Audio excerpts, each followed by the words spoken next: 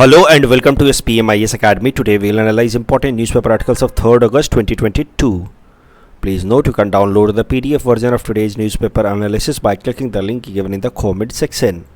You can also join our WhatsApp group through the link given in the description section for more study materials. This is the list of the topics that we will be covering from today's newspaper. The first article is about growing US-China tensions on Taiwan issue. And this topic is important from our syllabus GS paper 2 international relations point of view. सबसे पहले current context देखते हैं. तो देखिए US house speaker Nancy Pelosi, तो US के अंदर जो उनका लेजिस्लेटिव बॉडी है वहाँ के स्पीकर, तो काफ़ी इम्पॉर्टेंट ऑफिशियल डेजिग्नेशन मानी जाती है. It is considered only second to the president of the US. तो वहाँ की हाउस स्पीकर नैन्सी पेलोसी ये हैं. She arrived Taiwan on an official visit, and this is for the first time such a high US official is visiting Taiwan in last 25 years, and that has created tensions between US and China. तो अब जिनको भी Taiwan के background पता है उनको सीधा सीधा ये समझ आ जाएगा कि यूएस की एक टॉप लेवल की ऑफिशियल ताइवान आती हैं, and that leads to tension between US and China. ये क्यों है वो आपको समझ आ जाएगा, but for others we will be seeing in detail the history of China Taiwan relations. इतने हालात टेंशन में आ गए हैं, इतने टेंशन के माहौल बन गए हैं just because of this one visit. You see Chinese warships are sailing near the unofficial dividing line between China and Taiwan. ये है Taiwan on the eastern coast of China, छोटा सा देश ताइवान. और ताइवान को चाइना एक official country की तरह आइडेंटिफाई करता नहीं है. इसी कारण से चाइना और ताइवान के बीच में जो भी बाउंड्री है दैट इज़ अनऑफिशियल बाउंड्री, और उस अनऑफिशियल बाउंड्री के आसपास चाइनीज़ नेवी अब लगातार नेवल एक्सरसाइजेस कर रही है, यानी कि मूवमेंट कर रही है. तो और यहाँ पे यूएस की नेवी भी है. यूएस की एक naval fleet, 4 US warship, they are positioned in this region. So एक कन्फ्रंटेशन का माहौल बना हुआ है यूएस और चाइनीज़ नेवी के बीच में. उसके अलावा यहाँ पे ताइवान के एयर डिफेंस जोन में चाइना के एयरक्राफ्ट्स फ्लाई कर रहे हैं. मतलब पूरा माहौल बना हुआ है कि कन्फ्लिक्ट शुरू हो सकता है बिटवीन यूएस एंड चाइना. और हुआ क्या है, यूएस की एक ऑफिशियल डेलीगेट ताइवान आई है और अब चाइना और यूएस के बीच में लड़ाई का माहौल बन गया है. क्यों ऐसा हुआ है इसको समझने के लिए हमें समझना होगा the historical background of China Taiwan relations. अगर हम इसको समझ लेंगे तो करंट कॉन्टेक्स्ट में इतनी टेंशन्स क्यों बढ़ गई हैं वो भी समझ जाएंगे. सो देखते हैं, ब्रीफ हिस्ट्री देखते हैं. Tension between China and Taiwan. देखिए ये जो करंट चाइना है यहाँ पे पहले तो ये कॉलोनाइज था, जैसे हमारा देश गुलाम था वैसे ही ये भी कॉलोनाइज था, लेकिन हमारी तरह नहीं था. There was not just one colonial master जैसे हमारे देश में ब्रिटेन था. यहाँ पे इस पूरे देश को चाइना को अलग अलग स्फेयर ऑफ इन्फ्लुएंस में बांट लिया था कॉलोनियल मास्टर्स ने. फिर धीरे धीरे वहाँ के लोगों ने मूवमेंट शुरू किया. अभी मूवमेंट करके वो लोग अपने देश को इंडिपेंडेंट करा रहे थे, लेकिन लोगों के बीच में ही जो लोग मूवमेंट कर रहे थे अगेंस्ट द कॉलोनियल पावर्स, उन लोगों के बीच में ही एक तरीके का सिविल वॉर स्टार्ट हो गया, इंटरनल कन्फ्लिक्ट स्टार्ट हो गया. और कन्फ्लिक्ट के पीछे कारण था कि किस तरीके का पॉलिटिकल सिस्टम लोग चाहते हैं वंस चाइना गेट्स इंडिपेंडेंस. क्योंकि 2 मेन पार्टी थी. एक पार्टी थी Kuomintang party, that was led by Chiang Kai-shek, और दूसरी पार्टी थी communist party of China, that was led by Mao Zedong. तो ये दोनों ही लोग साथ में प्रोटेस्ट कर रहे थे, मूवमेंट रिवॉल्यूशन कर रहे थे against the foreign colonial masters. लेकिन जब धीरे धीरे देश को आज़ादी मिलने लगी तो इन दोनों ग्रुप के बीच में, ये जो दोनों चाइनीज़ ही हैं, इन दोनों चाइनीज़ ग्रुप्स के बीच में ही कन्फ्लिक्ट शुरू हो गए. बिकॉज माओ जेदांग की जो पार्टी थी communist party of China, it wanted to have communism as a political ideology to be implemented in China once it gets independence. He wanted to call China as People's Republic of China, PRC. वहीं जो Chiang की shake थे, इनकी party थी क्यूमिंग तांग. They wanted, he and his supporters wanted democracy in China, and they wanted to call China as ROC, Republic of China. तो China पूरी तरह से आज़ाद हो गया 1949 में, और ये सिविल वॉर फिर भी कंटिन्यू रहा. अल्टीमेटली ये सिविल वॉर भी 2-3-4 महीनों में ख़त्म हुआ. That civil war was between this Communist party of China and this Kuomintang party of Chiang Kai-shek. और इसमें कम्युनिस्ट पार्टी ऑफ चाइना को विक्ट्री मिली. कम्युनिस्ट पार्टी ऑफ चाइना ने ये पूरे मेनलैंड चाइना पे कैप्चर कर लिया और जैसा वो चाहते थे उन्होंने यहाँ पे कम्युनिज्म पॉलिटिकल सिस्टम को इम्प्लीमेंट कर दिया। वहीं जो चियांग की शेक की पार्टी थी, क्यूमिनतांग और उनके सपोर्टर्स, उनको मेनलैंड चाइना को छोड़ना पड़ा and by crossing this Taiwan strait they move to this small island जिसका नाम है फार्मोसा आइलैंड। यहाँ फार्मोसा आइलैंड में जाकर के उन्होंने यहाँ पे ऑफिशियली एक सरकार को इस्टेब्लिश किया जिसको प्रोविजनल गवर्नमेंट कहते हैं। प्रोविजनल गवर्नमेंट मतलब ये अपने आप को यहाँ पे उन्होंने चाइना की गवर्नमेंट बनाई है। क्यूमिनतांग या फिर चियांग की शेक और उनके जो सपोर्टर्स है और उनकी जो पार्टी है वो अपने आप को असली चाइना कहते हैं। और वो कौन सा चाइना बनाना चाहते थे? ROC, Republic of China. तो उन्होंने उस जिस तरह का चाइना बनाना चाहते थे वो जाकर के उन्होंने फार्मोसा आइलैंड पर वो बना दिया, कहा कि ये है रिपब्लिक ऑफ चाइना। आज हमारे पास अभी छोटी टेरिटरी है क्योंकि हमारी larger territory communist party of China ने ज़बरदस्ती छीन ली है, but our goal is in longer period of time we will grab back this mainland China also and we will establish Republic of China in this mainland region also and we will bring democracy in this mainland region also। तो ये है basic background. Communism आ गया mainland China में 1 अक्टूबर 1949 को, और जो लोग भी रिपब्लिकन मॉडल लाना चाहते थे, डेमोक्रेसी लाना चाहते थे, उनको अपना ये लैंड छोड़ करके यहाँ ना पड़ा। उन्होंने प्रोविजनल गवर्नमेंट बनाया, temporary government on this land and with a larger goal of again recapturing this mainland over a period of time. और इसको इन्होंने फॉर द टाइम बिंग नाम दिया ताइवान, और जिसको ऑफिशियली वो लोग कहते हैं रिपब्लिक ऑफ चाइना। तो मुद्दा ये है कि दोनों एक दूसरे को चाइना कहते हैं। ये कहता है कि हम असली चाइना हैं और असली चाइना का नाम है पीपल्स रिपब्लिक ऑफ चाइना, जबकि ये कहते हैं ताइवान वाले कि हम असली चाइना हैं और असली चाइना का नाम है रिपब्लिक ऑफ चाइना। तो इस तरीके से दो चाइना हो गए हैं, PRC I am so sorry, दो चाइना हो गए हैं, ROC दिस वन ताइवान वाला एंड PRC ये जो जिसको हम लोग नॉर्मली चाइना नाम से जानते हैं, एक्चुअली उसका नाम है पीपल्स रिपब्लिक ऑफ चाइना। अभी जो PRC है, People's Republic of China, led by Communist party of China, it maintains one China principle. One China principles उनका मतलब है कि they want other countries of the world to accept कि there is just one China, there is no other China. वो चाहते हैं कि दुनिया के सारे देश इस ताइवान को ऑफिशियली किसी देश की तरह आइडेंटिफाई ना करें, क्योंकि उनका मानना है कि ये जो ताइवान या फार्मोसा आइलैंड है ये भी चाइना का ही हिस्सा है। It can not be regarded as a separate country, क्योंकि अगर इसको सेपरेट कंट्री की तरह आइडेंटिफाई कर लिया गया तो इसका मतलब ये है कि जो देश भी इसको सेपरेट और इंडिपेंडेंट कंट्री की तरह आइडेंटिफाई करते हैं वो PRC को इंडिपेंडेंट और सेपरेट कंट्री की तरह आइडेंटिफाई नहीं करते। That is the basic meaning. अब ये कह रहे हैं कि हम असली चाइना है, ये कह रहे हैं हम असली चाइना है, तो अगर आप इसको पहचानते हैं मतलब आप इसकी लेजिटिमेसी, ये PRC की लेजिटिमेसी पे क्वेश्चन रेज कर रहे हैं। So this is how the PRC, People's Republic of China, maintains one China principle. It simply means कि there is just one China, that is this PRC।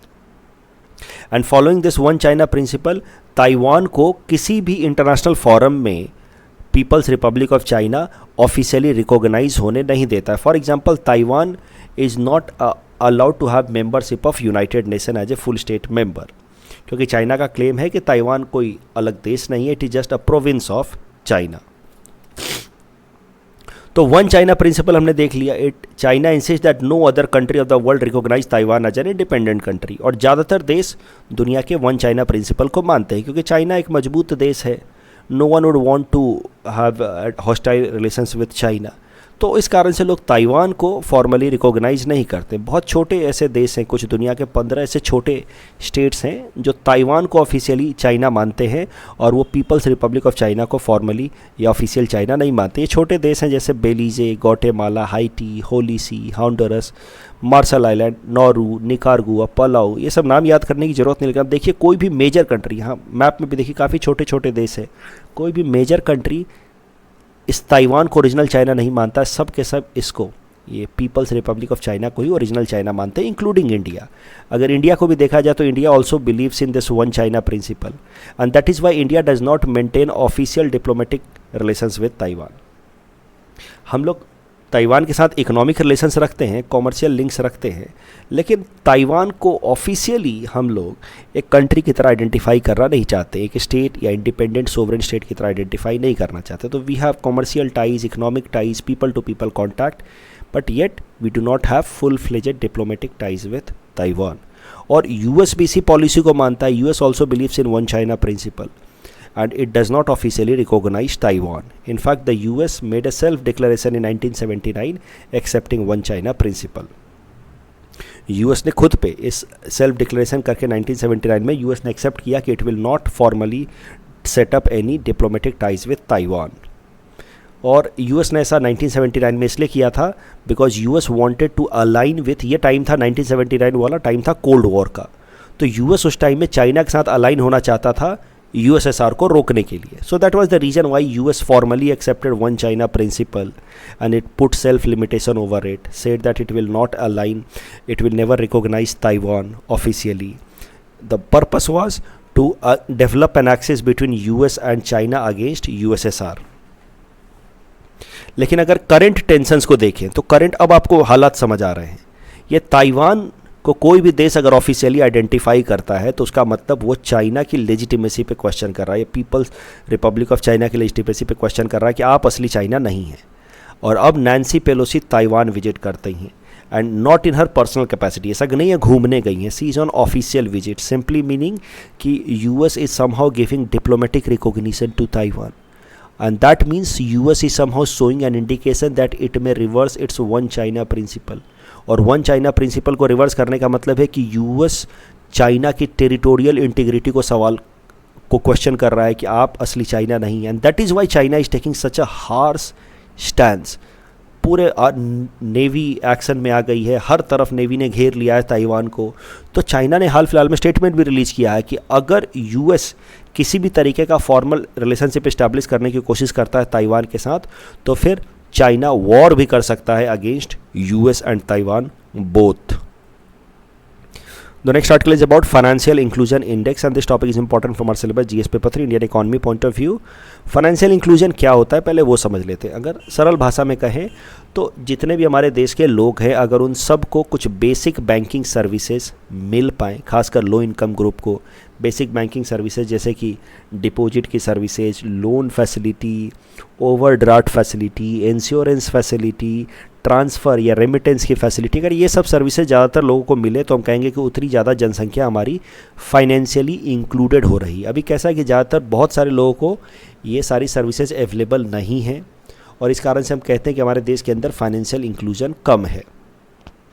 तो financial inclusion जैसा कि आप यहाँ देख सकते हैं, it means everyone should have access to credit system, investment, insurance, banking and all. Is one of the major initiative. Financial inclusion को increase करने के लिए हमारे देश में एक मेजर इनिशिएटिव लिया गया था जब प्रधानमंत्री जनधन योजना अकाउंट्स खोले जा रहे थे, which we are no frills account. No frills account मतलब उसमें जीरो बैलेंस के साथ खोला जा सकता है बिना किसी टेंशन के, तो इसलिए इसको नो फ्रिल्स अकाउंट कहते हैं। That we are open under Pradhanmantri Jandhan योजना। अभी हमारे देश में फाइनेंशियल इंक्लूजन काफ़ी कम है। उसके पीछे आरबीआई के गवर्नर शक्तिकांत दास साहब का कहना है कि there are mainly 3 factors behind low financial inclusion. There is not proper identification of customer, कौन कौन पोटेंशियल कस्टमर हो सकते हैं उसकी आइडेंटिफिकेशन नहीं है। रीचिंग द लास्ट माइल, एकदम रूरल एरियाज़ तक में कनेक्टिविटी या बैंकिंग सर्विसेज अवेलेबल नहीं है। And relevant, affordable and safe product, अगर सर्विसेज प्रोवाइड भी हो रही हैं मान लीजिए डिजिटल फॉर्मेट में तो अभी वो सेफ़ नहीं है। सेफ़ ना होने के कारण होता क्या है कि कभी कभार अगर बैंक फ्रॉड्स हो जाते हैं तो लोगों का भरोसा बैंकिंग सिस्टम से कम होने लगता है and they don't want to put their money in banks and do digital transaction, rather they would prefer to keep their money in cash format with them. तो ये सब कारण है।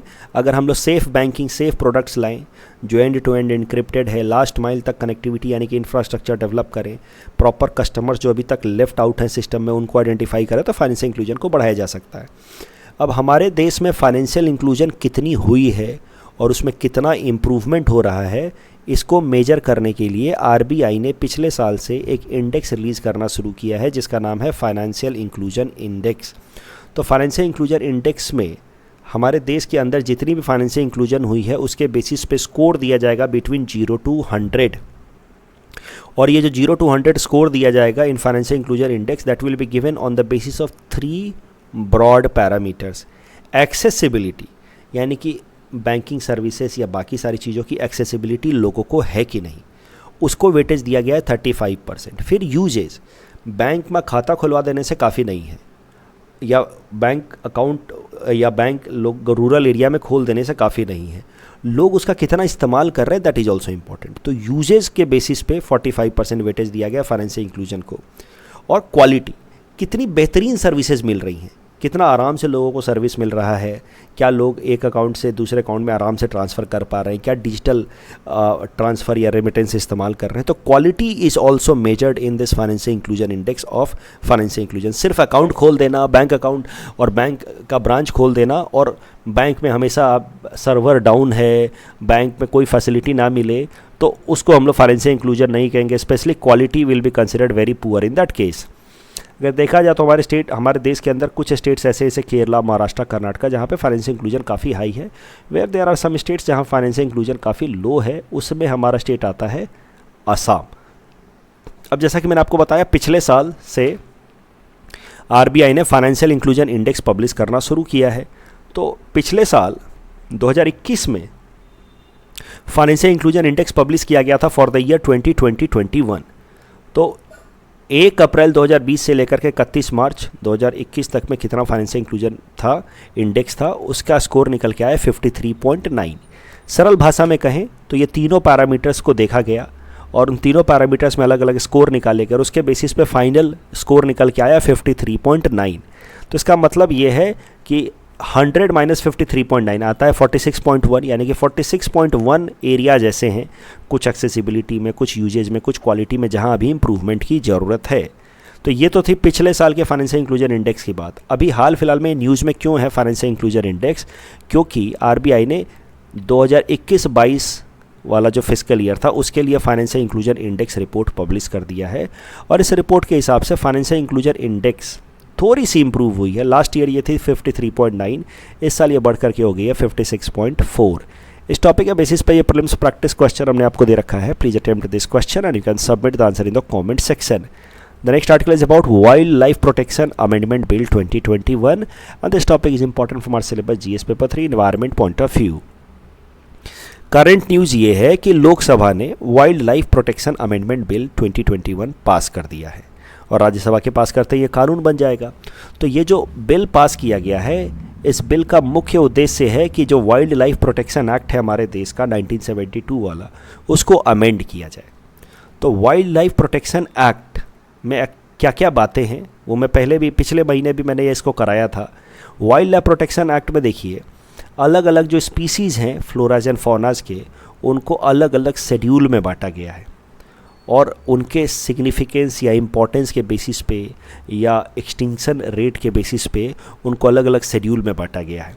जैसे schedule 1 and some part of schedule 2 में उन सारे species को रखा गया है जिनकी जनसंख्या लगातार कम हो रही है, and these species have been given absolute protection, और इसको हंटिंग करने पे देयर इज़ हाईएस्ट पनिशमेंट। जैसे black buck, it comes under schedule 1 of wild life protection act. तो सलमान खान ने ब्लैक बक मारा था, that is why he was subjected to punishment. फिर शेड्यूल 3 और शेड्यूल 4 में वो सारे स्पीसीज़ मेंशन हैं जिन पे पेनल्टी है, तो लेकिन penalty is less on hunting. Schedule 5 में वो स्पीसीज़ हैं जिनकी हंटिंग की जा सकती है, जैसे rats, crow, fruit bats, etc। अलग अलग स्टेट्स जो हैं वो शेड्यूल 5 का इस्तेमाल करके अपने अपने स्टेट में कुछ एनिमल्स को शेड्यूल 5 में डिक्लेयर कर सकते हैं एज वर्मिन एनिमल। वर्मिन मतलब जो आसपास के लोगों के लिए खतरा बनते जा रहे हैं, जिनका शिकार किया जा सकता है। तो शेड्यूल 5 में स्टेट्स वर्मिन एनिमल्स डिक्लेयर करते हैं जिनका हंटिंग किया जा सकता है। फॉर एग्जांपल, उत्तराखंड ने वाइल्ड बोर को वर्मिन डिक्लेयर कर रखा है because it leads to crop loss. Himachal में रेसस मकाक, मंकीज, इन सबको वाइल्ड वर्मिन डिक्लेयर कर रखा गया है। बिहार में नील गाय, वाइल्ड बोर, इनको वर्मिन डिक्लेयर किया गया है। तो ये सब है शेड्यूल 5 में। शेड्यूल 5 वाले वो स्पीसीज जिनकी हंटिंग की जा सकती है, और शेड्यूल 6 में वो स्पीसीज़ हैं, प्लांट स्पीसीज़ हैं जिनका कल्टीवेशन प्रोहिबिटेड है, यानी कि ओपीएम वगैरह इनका कल्टीवेशन, जो साइकोट्रॉपिक सब्सटेंसेज हैं उनको इसमें रखा गया है, हुज कल्टीवेशन इज़ प्रोहिबिटेड। फिर से मुद्दे पे आते हैं। Wild life protection bill amendment bill 2021 seeks to amend this old law. और अमेंडमेंट करके क्या क्या प्रोविज़न ऐड करना चाहते हैं। सबसे पहले तो the bill seeks to increase the number of species protected under this law. तो इस लॉ में जितने भी स्पीसीज़ के नाम लिखे गए, शेड्यूल 1, शेड्यूल 2, उन सब के स्पीसीज़ का नंबर बढ़ाना चाहता है और ज़्यादा ज़्यादा स्पीसीज़ को प्रोटेक्शन देना चाहता है। दूसरा इस बिल में बात की गई है about giving implementation to convention on international trade in endangered species, short में कहें साइट्स। तो साइट्स एक इंटरनेशनल लॉ है। इस लॉ को भारत ने साइन किया था 1976 में। अब इस लॉ को इम्प्लीमेंट करने के लिए भारत सरकार ये कानून लेकर के आ रही है। कैसे अंटार्कटिक ट्रीटी है एक इंटरनेशनल ट्रीटी जिसका भारत सिग्नेटरी है, अब उसको इम्प्लीमेंट करने के लिए अंटार्कटिक बिल पास किया गया 2-3 दिनों पहले, मैंने आपको बताया था। ठीक वैसे ही ये साइट्स एक इंटरनेशनल कन्वेंशन है और उसको इम्प्लीमेंट करने के लिए अब ये बिल लाया जा रहा है ताकि हमारे देश में प्रॉपर कानून बन जाए, ताकि इस इंटरनेशनल ट्रीटी का वायलेशन ना हो। तो साइट्स के बारे में ज़रा देखते हैं। Convention on international trade in endangered species, नाम से ही जैसा आपको पता चल रहा है कि जो भी इंडेंजर्ड स्पीसीज़ है जिनकी जनसंख्या पे खतरा है, धीरे धीरे एक्सटिंक्शन की तरफ जा रहे हैं, उनके ट्रेड पे रिस्ट्रिक्शन लगाता है ये इंटरनेशनल लॉ।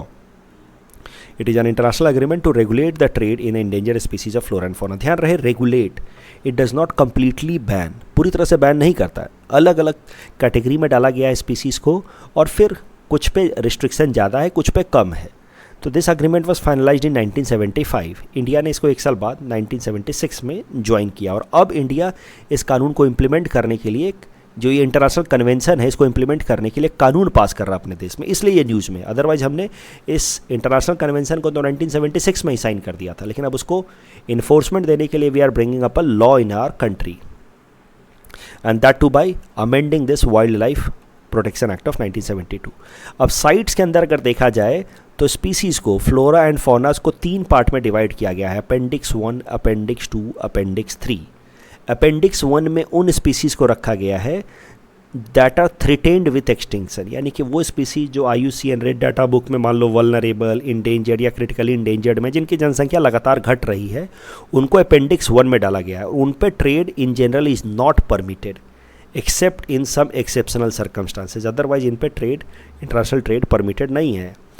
अपेंडिक्स 2 में उन स्पीसीज़ को डाला गया है जिनकी पॉपुलेशन गिर तो नहीं रही है, they are not threatened, but हाँ थोड़ा बहुत वर्ज पे हैं पॉपुलेशन कम होने के, तो नियर थ्रेटेंड में है IUCN रेड डाटा बुक में।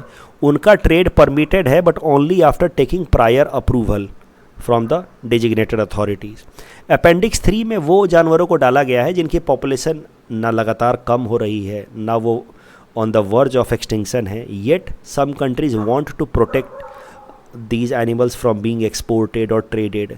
तो अगर कोई देश रिक्वेस्ट करता है, स्पेशल रिक्वेस्ट, कि हमारे देश से इस पर्टिकुलर जानवर के ट्रेड को रोक दिया जाए, तो उस केस में अपेंडिक्स 3 में उसका नाम डाला जा सकता है अंडर साइट्स। जैसे भारत की तरफ से मान लीजिए रिक्वेस्ट किया गया कि काऊ के ट्रेड को रोका जाए, तो काऊ ना ही उसकी थ्रेटेंड है, उसकी पॉपुलेशन ना ही near the verge of extinction है, यानी कि ना ही अपेंडिक्स 1 में डाला जा सकता है, ना ही अपेंडिक्स 2 में डाला जा सकता है। तो भारत सरकार के स्पेशल रिक्वेस्ट में काऊ को अपेंडिक्स 3 में डाला जा सकता है to limit its international trade.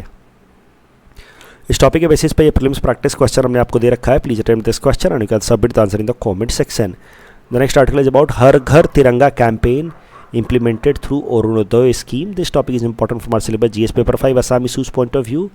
देखो हर घर तिरंगा कैंपेन तो मैंने पहले भी आपको बताया था, आने वाला जो 15 अगस्त है, ये हमारी आज़ादी का 75th एनिवर्सरी है, तो इसमें हमारी सरकार कोशिश कर रही है कि ज़्यादा से ज़्यादा घरों में तिरंगा लहराया जाए ताकि हमारे अंदर सेंस ऑफ पैट्रियोटिज्म और देश को लेकर के सम्मान और प्राइड और ज़्यादा बढ़े। सो ये जो हर घर तिरंगा कैंपेन इसके लिए लॉन्च किया गया कि हर घर में तिरंगा लहराया जाए, and this is part of आज़ादी का अमृत महोत्सव कैंपेन। कल ही मैंने आपको बताया आज़ादी के 75 साल हो गए, तो उसके लिए आज़ादी का अमृत महोत्सव लाया गया है और उसके अंदर हर घर तिरंगा कैंपेन लाया गया है और टारगेट है कि कम से कम 20 करोड़ नेशनल फ्लैग हमारे देश के अंदर फहराए जाएँ ऑन दिस अपकमिंग 15 अगस्त।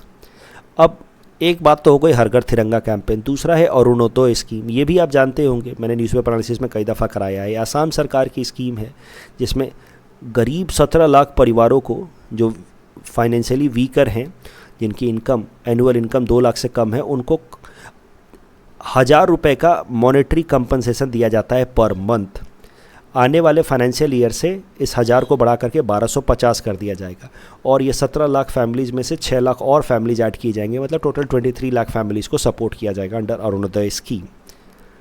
अब ज़रा देखिए करंट न्यूज़। देखिए करंट न्यूज़ ये है कि आसाम सरकार ने अगस्त महीने में अरुणोदय स्कीम के अंतर्गत 1000 रुपये के ऊपर से 18 रुपया और ट्रांसफ़र करने का फ़ैसला लिया है, यानी कि टोटल इस बार 1018 रुपये ट्रांसफ़र किए जाएंगे under Arunodaya scheme to the beneficiary. ये जो एक्स्ट्रा 18 रुपये दिया जा रहा है दैट इज़ बीइंग गिवन ताकि ये जो बेनिफिशियरीज़ हैं ये झंडा खरीद पाएँ और अपने अपने घरों पे लहरा पाएँ। सो ये जो एक्स्ट्रा 18 रुपीज़ दिया जा रहा है this is initiative of Assam government under her Ghar Tiranga campaign. Next article is about al Qaeda chief being killed in strike in Kabul. अब ये जो इस अलकायदा टेररिस्ट नाम है इसका जवाहिरी, इसका नाम आपको याद रखना चाहिए फ्रॉम प्रीलिम्स पर्सपेक्टिव। मेंस में काम नहीं आएगा, कहीं ऐसे पासिंग रेफरेंस में लिख पाए तो ठीक, अदरवाइज़ काम नहीं आएगा। बट पीटी पर्सपेक्टिव से थोड़ा देख लेते हैं, क्या पता पूछ ले, क्योंकि एपीएससी में तो खासकर वो लोग पूछ ही लेते हैं ऐसे, और जॉर्ज फ्लॉयड वगैरह पूछा था लास्ट टाइम प्रीलिम्स में, तो देख लेते हैं। तो यूएस प्रेसिडेंट जो बिडेन ने अनाउंस किया है कि अलकायदा का चीफ टेररिस्ट, जो अलकायदा टेररिस्ट ऑर्गेनाइजेशन है उसका chief Ayman al Zawahiri which is the world's most wanted terrorist has been killed in a drone attack. तो this Zawahiri was also responsible behind 9/11 2001 attack on US apart from Osama bin Laden. तो al Qaeda का ये मौजूदा leader है। Osama bin Laden को जब 2011 में मार दिया गया था बाई द यूएस, उसके बाद से ये अलकायदा का लीडरशिप होल्ड कर रहा है सिंस 2011। इसको मारा कैसे गया? इसको मारा गया with help of a drone attack. ये ड्रोन आप देख रहे हैं, इसका नाम है MQ-9 रीपर ड्रोन। ड्रोन्स कैसे होते हैं? कोई एक इंसान इसको दूर से बैठ करके, कहीं दूसरे देश से बैठ करके इसको रन करता है ओवर एयर स्पेस। तो ये ड्रोन रन किया जा रहा था over the air space of Afghanistan. इसमें कैमरा वगैरह लगे रहते हैं, हाई रिजोल्यूशन कैमरा। तो इसने ग्राउंड से ही, मतलब स्काई से ही डिटेक्ट कर लिया अल जवाहिरी को।